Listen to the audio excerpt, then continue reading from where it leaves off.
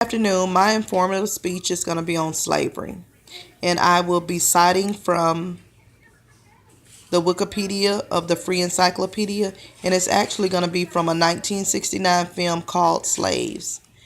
And it just says slavery is a legal or economic system in which principles of property law are applied to humans, allowing them to be classified as property, to be owned, bought, and sold accordingly, and they cannot withdraw unilaterally from the arrangement. While a person is enslaved, the owner is entitled to the productivity of the slave's labor without any rumination. The rights and protection of the slave may be regulated by laws and customs in a particular time and place, and a person may become a slave from the time of their capture, purchase, or even from birth.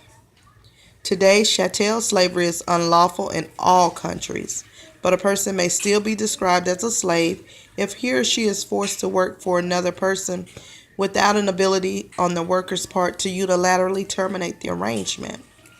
Such situations are today commonly referred to as practices similar to slavery. The present form of the slave trade is commonly referred to as human trafficking. Slavery existed before written history and in many cultures. It was once institutionally recognized by most societies, but has now been outlawed in all recognized countries, the last being Mauritania in 2007. Chattel slavery is still practiced in areas controlled by ISIS, in which children are forced to work as slaves, child soldiers, human trafficking, and forced marriages. Accordingly, there are more slaves today than at any time in history, with an estimated 45 million slaves worldwide. Now that's a lot of slaves. Okay, and as I continue on, I would just like to talk a bit about the history of slavery. And I will be citing from The Sons of Slavery, and it's actually a story on the history of slavery. And it says in 1562, John Hawkins, an English navigator, seeing the want of slaves in the West Indies, determined to enter upon the practical traffic. Several London gentlemen contributed funds liberally for the enterprise. 3 ships were provided, and with these and 100 men Hawkins sailed to the coast of Guinea, where by bribery, deception, treachery, and force he procured at least 300 Negroes and sold them to the Spaniards in Hispaniola, or Santo Domingo, and returned to England with a rich freight of pearls, sugar, and ginger. That is so sad how he sold human beings off for basically jewelry, sugar, and some spice.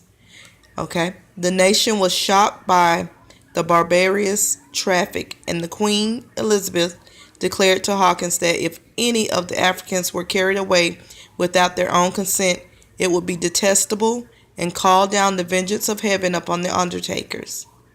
He satisfied the Queen and continued the traffic, pretending that it was for the good of the souls of the Africans, as it introduced them to Christianity and civilization. Already, Negro slaves had been introduced by the Spaniards into the West Indies. They first enslaved the natives, but these were unequal to the required toil, and they were soon almost extinguished by hard labor and cruelty.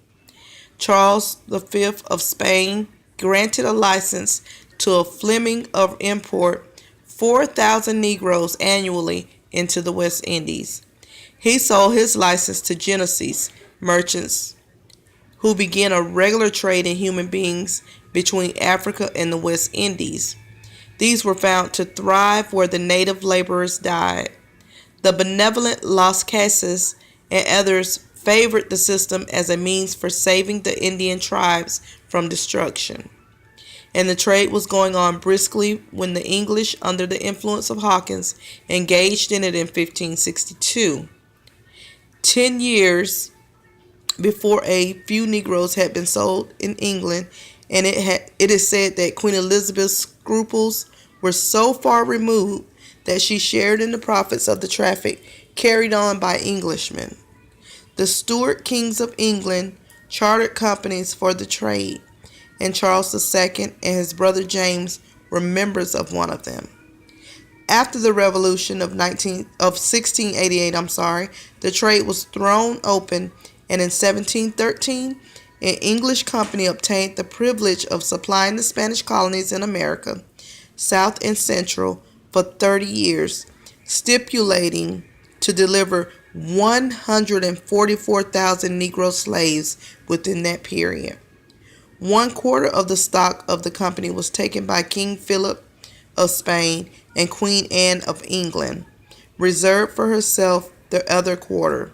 So the two monarchs became great slave dealers. In the way the slavery comes to America, the first slaves were introduced into the English American colonies by a Dutch trader who in 1619 sold 20 of them to settlers in Jamestown, Virginia.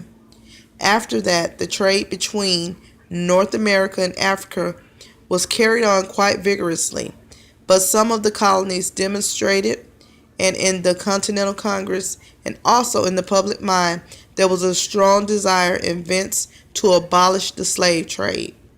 Lawrence and Cassandra Southwick were banished from the colony of Massachusetts in 1658 under penalty of death if they should return. Their crime was embracing of the principles and mode of worship of the Quakers. Their 2 children remained behind in extreme poverty. They were fined for non-attendance upon the public worship carried on by their persecutors. The magistrates insisted that the fine must be paid and passed the following order. Whereas Daniel Southwick and Provided Southwick, son and daughter of the Lawrence Southwick, absenting themselves from the public ordinance, having been fined by the courts of Salem and Ipswich, pretending they have no estate and resolving not to work, the court, then satisfied of the fines, resolved the matter, that the treasurers of the several counties are and shall be fully empowered to sell said persons to any of the English natives at Virginia or Barbados to answer the said fines. It is said, urged the execution of the measure with vehemence, but to honor the Marine Service, not a sea captain in the port of Boston could be induced to become a slave dealer.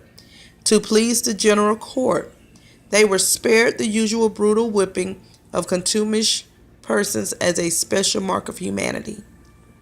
Wow, this is awful. In 1662, Virginia Assembly passed a law that children should be held, bound, or free according to condition of the mother. This was to meet the case of mulatto children born of black mothers in the colony. It was thought right to hold heathen Africans in slavery. But as mulattoes must be part of Christians, a knotty question came up. For the English law in relation to serfdom declaration, the condition of the children must be determined by that of the father. The Virginia law opposed this doctrine in favor of the slaveholders. Some of the Negroes brought into Virginia were converted to Christianity and baptized. But the question was raised, is it lawful to hold Christians as slaves? The General Assembly came to the relief of the slaveholders by enacting a law that slaves, though converted and baptized, should not therefore become free. It was also enacted that killing a slave by his master by extreme correction should not be esteemed a felony, since it might not be presumed that malice prepense would induce any man to destroy his own estate. It was also enacted as an evasion of the statute prohibiting the holding of Indians as slaves, that all servants, not being Christians, imported by shipping, shall be slaves for life. Indian slaves under this law were imported from New England and the West Indies. Freed slaves were then subjected to civil disabilities. I have cited you from the sonofthesouth.net slavery/history, and that was part of that. The next section that I will be citing from is actually going to be coming from Slavery Facts Information, and it's from the encyclopedia.com, and it's on economics, business, and labor. According to the Gilder Lehrman Institute of American History, facts about slavery trade and slavery. Transatlantic slave voyages were over the period of the Atlantic slave trade from approximately 1526 to 1867. Some 12.5 million slaves had been shipped from Africa, and 10.7 million had arrived in the America. The Atlantic slave trade was likely the most costly in human life of all of the long-distance global migrations. The first Africans forced to work in the New World left from Europe at the beginning of the 16th century and not from Africa. The first slave voyage direct from Africa to America probably sailed in 1526. In citing the conclusion of my speech, The End of Slavery, as being cited from the February 15, 2008 issue 662 of the socialistworker.org. The Civil War and the Reconstruction period that followed represent the conclusion to a revolutionary process begun by the American Revolution almost 100 years earlier. In the 18th century, British subjects of America revolted against the monarchy and colonialism. At the heart of the American Revolution was the democratic right for at least some men to vote for their own representatives in government. Despite the progressive ideals embodied in the American Revolution, however, it also suffered from an enormous contradiction: the preservation of slavery in the United States. This contradiction rendered the American Revolution incomplete, unable to fulfill its stated promise that all men were created equal. I love that part. The American Civil War from 1861 to 1865 and the Reconstruction era that followed completed the revolution, smashing the 254-year-old system of slavery in the American South and transforming Southern society. To God be the glory.